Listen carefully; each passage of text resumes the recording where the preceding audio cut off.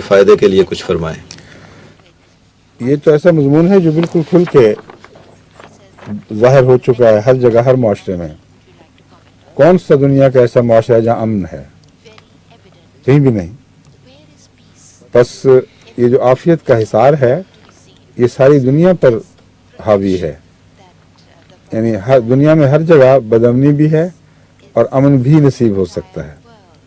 کوئی کہہ سکتا ہے کہ یہ کیسے ممکن ہے؟ جب تک ساری دنیا کو تبدیل نہ کر دو اور پوری طرح اس کی گناہ کی اور جرم کی بیخ کنی نہ ہو جائے، اس کی جڑوں سے اکھیڑا نہ جائے، اس وقت تک عافیت کا حصار کیسے ان لوگوں کو اپنے دائرے میں لے سکتا ہے جو مظلوموں کی دنیا میں زندگی بسر کر رہے ہیں، جو ظالموں کی دنیا میں زندگی بسر کر رہے ہیں۔ اس مضمون کو سمجھنے کے لیے اور سمجھنا چاہیے کہ قرآن کریم جنت کے متعلق بھی فرماتا ہے عرضہ السماوات والارض، اس کا دائرہ تمام زمین و آسمان پر محیط ہے۔ جب حضرت صلی اللہ علیہ وآلہ وسلم سے سوال کیا گیا کہ پھر جہنم کہاں ہوگی، تو دیکھیں کیسا عظیم اور کتنا حیرت انگیز جواب دیا ہے۔ فرمایا وہیں جس دنیا میں جنت، جس ارض و سما میں جنت ہوگی وہیں جہنم بھی ہوگی، لیکن تمہیں علم نہیں، تم جانتے نہیں کہ یہ کیا مضمون ہے۔ بس دنیا بے شک ظلم سے بھر جائے، وہ دل جو عدل کے دائرے میں داخل ہو جاتے ہیں وہ ضرور اطمینان پا جاتے ہیں اور انہیں سکون ملتا ہے۔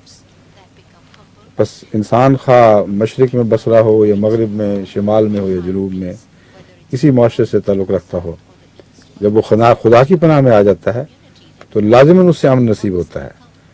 بس حضرت مسیح موعود علیہ السلام کی مراد یہ ہے کہ تم سب درندوں کا شکار ہو رہے ہو، جنگلوں میں زندگی بسر کر رہے ہو، بن کے باسی بنے ہوئے ہو، کسی کو اطمینان نہیں، کسی کو کسی دوسرے پر اعتماد نہیں ہے، کسی کی عزت محفوظ ہے، نہ دولت، نہ اس کا نام، نہ اس کا عمل۔ بس اس صورت میں ایک ہی راہ ہے کہ خدا کی پناہ میں آ جاؤ، اور آج میں خدا کی پناہ کا نمائندہ بنا ہوا ہوں، تو میرے پاس آؤ، اسی میں تمہاری خیر ہے۔ اسلام آباد پاکستان سے ایک ڈاکٹر جوڑا جنہوں نے حال ہی میں کہتے ہیں ہم نے احمدیت قبول کی ہے اور آگے بھی دعوت اللہ کا کام کر رہے ہیں، انہوں نے 2 سوال کیے ہیں۔ ایک سوال یہ ہے کہ پاکستان میں بعض کرسچن دوست یہ سوال کرتے ہیں کہ ہم احمدی ان کے ساتھ مل کر پاکستان میں انسانی حقوق کی بحالی کی کوشش کیوں نہیں کرتے؟ یہ تو ایک ایسی چیز ہے جس کے متعلق میرا دل بالکل مطمئن نہیں ہے۔ میں احمدیوں کے متعلق جانتا ہوں کہ جب وہ اپنے اوپر ظلموں کے خلاف احتجاج کرتے ہیں تو اس میں صرف اپنے نفس کی حفاظت یا دفاع مقصود نہیں ہوتا، بلکہ اسلام کا درد دل میں ہوتا ہے۔ جانتے ہیں کہ ان کے اس طرز عمل سے دنیا میں اسلام کی ایک بھیانک تصویر کھینچی جا رہی ہے، اور اللہ ماشاءاللہ کچھ ایسے بھی ہوں گے جنہیں صرف اپنے نفس کا خیال ہوگا، مگر میں احمدی مزاج کو سمجھتا ہوں، ان کی بھاری اکثریت اس احتجاج کے باوجود اول اسلام کی خاطر یہ احتجاج کرتی ہے، دوم اپنے وطن سے محبت ضرور رکھتی ہے، اور سرکتے ہوئے ان 2 امن کے دائروں سے باہر نہیں جاتی۔ بس ایسے لوگ جن کے کردار کی، جن کی سوچوں کی ہم حفاظت نہیں کر سکتے، جو ہمارے دائرہ اطاعت سے باہر ہیں، ان کے ساتھ اگر ان باتوں میں تعاون کیا جائے تو خطرہ ہے کہ وہ ان چیزوں کو دوسرے مقاصد کے لیے استعمال کریں، اور پچھلے حالات نے ثابت بھی کر دیا ہے کہ ان کے ساتھ ہاتھ ملا کر کسی احتجاج سے نہ صرف یہ کہ ہمارا روحانی نقصان ہے، بلکہ عملاً بھی یہ لوگ ہم سے وفا نہیں کریں گے۔ اس کی وجہ یہ ہے کہ جب آرڈیننس جاری ہوا تھا اور جب تک یہ سمجھتے رہے ہیں تمام پاکستان کے عیسائی یا دنیا کے عیسائی کہ اس کا نشانہ احمدی ہیں، انہوں نے ایک چھوٹی انگلی بھی نہیں ہلائی، کسی ابرو پہ خم نہیں آئے،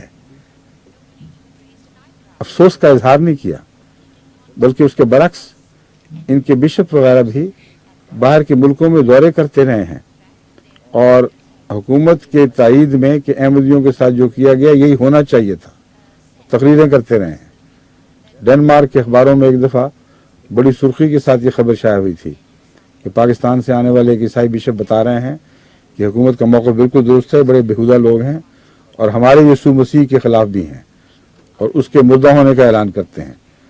इस तरह इन लोगों ने यूरोप भर में पाकिस्तान की हुकूमत का नुमाइंदा बनते हुए, यानी उनके गलत ख्यालात का नुमाइंदा बनते हुए अहमदियत के ख़िलाफ़ मुहिम जारी की थी।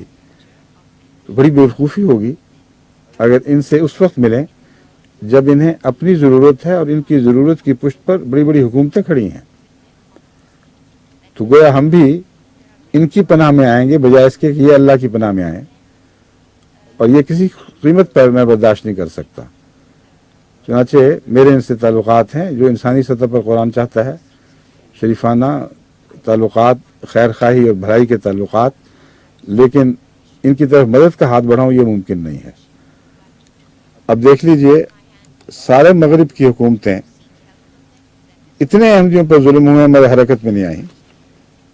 एक ओपरे मुंह से उनको बातें पहुंचाते रहे हैं मगर संजीदगी से ऐसा जैसे हम अब बिल्कुल बर्दाश्त नहीं करेंगे, ऐसी आवाज़ कभी नहीं पहुंचाई। एक ईसाई के खिलाफ जब हज़रत सल्लल्लाहु अलैहि वसल्लम की गुस्ताखी के इल्ज़ाम में अदालत ने मौत का फैसला दिया, उस वक्त सारी दुनिया हरकत में आ गई है। इसके वजह शदीद एहतजाज हुए हैं कि हुकूमत पाकिस्तान हिल गई, उनको मख्फी ये पैगाम दिए कि तुम ठहरो, हम ठीक कर लेंगे, कोई फ़र्क नहीं पड़ता। और फिर इनके मजहबी रहनुमाओं ने भी और इनके वज़ीर उमूर मज़हब ने भी अपनी मुलाकातों में इन लोगों को खोल कर कहा कि बिल्कुल ख़तरा महसूस न करो। यानी दूसरे लफ्ज़ों में रसूल सल्लल्लाहु अलैहि वसल्लम की इज़्ज़त की का कौन सा मसला है, तुम जो कुछ करते हो करते चले जाओ। हमने तो ये तलवार अहमदियों के ऊपर सौंपी है, उनको मारने के लिए ये कानून बनाए गए हैं। अब्दुल साहब नियाज़ी का पहले तो एक इंटरव्यू था जो इंग्लिस्तान की एक सहाफ़ी को उन्होंने दिया और उन्होंने आकर उसके मुताबिक बयान दिया, लेकिन फिर खुद खुल के पाकिस्तान के अखबारात के सामने यही बयान दिया जो मैं बयान कर रहा हूँ। तो किसके पास जाएंगे आप? एक ही पनाह है, वो अल्लाह की पनाह है। और ये जो तकदीर है ये इत्तेफाकी हादसा है ही नहीं। ये भी तो सोचें कि वो तदबीर जो कर रहे हैं, इस तदबीर को उल्टाना असल अल्लाह का मकसद है और इसी तदबीर से आपकी खैर फूटेगी। तो जहां आपने इस मजमून को भुलाकर महज दुनियावी तहफ़्फ़ुज़ के लिए किसी और की मदद हासिल की, उसी हद तक आप वहीं उस खैर से महरूम हो जाएंगे कुल्लियतन या जुज़वी तौर पर, जो खैर इलाही इब्तिलाओं के पीछे लाज़िमन आया करती है। बस तक़वा का तक़ाज़ा यही है कि जिस तरह हम पहले थे, सिर्फ़ अल्लाह पर इन्हिसार और दुनियावी लिहाज से जिस हद तक खुदा ने इजाज़त दी है उस वक्त तक इन इंसान को समझाने की कोशिश करना, यही दुरुस्त तरीक़ था और यही इंशाअल्लाह जारी रहेगा। और इनका दूसरा सवाल ये है, कहते हैं कि हुजूर अपनी रूटीन मसरूफियात जो हैं इनके मुतालिक अगर कुछ बताएं, ख़ासतौर पे ये कि रमज़ान में भी लंबी सैर करते हैं या नहीं? ये जो तफासिल हैं ये इस वक्त नहीं है बताने का, और वैसे मैं बाज़ इंटरव्यूज़ में ये बयान कर भी चुका हूँ। आप इनको लिख देना जहाँ जहाँ छपे में। बाज़ दफ़ा यहाँ लजना वालों ने भी अपने रसाइल के लिए मुझसे इंटरव्यू लिया था और इयन एडमसन ने भी कुछ उसको लिया है। उसके अलावा वो जो संडे टाइम्स का स्पेशल एडिशन होता है जिसमें day in the life of उसका उन्वान था, उसमें मेरे इंटरव्यू के बाद जो मजमून शाया किया उसमें उन्वान बदल दिया और उन्वान बजाय जो हमेशा से था और अब भी यही है, a day in the life of, उसका उन्वान उन्होंने कर दिया ए life in the day of. और मुझे जाने से पहले ये बता दिया था कि एक आप तो यूँ लगता है कि हर रोज़ एक पूरी ज़िंदगी बसर कर रहे हैं, मगर उस वक्त ये नहीं कहा था कि हम उन्वान भी बदल देंगे। मगर मैं हैरान रह गया दूसरे दिन देखकर ये उन्वान भी रख दिया था ए life in the day of. तो उसमें भी बहुत सी बातें दर्ज हैं कि मैं कैसे दिन और कैसे रात बसर करता हूँ। अगर सारी तफसील तो नहीं, मगर کسی حد تک جھلکیاں ہیں.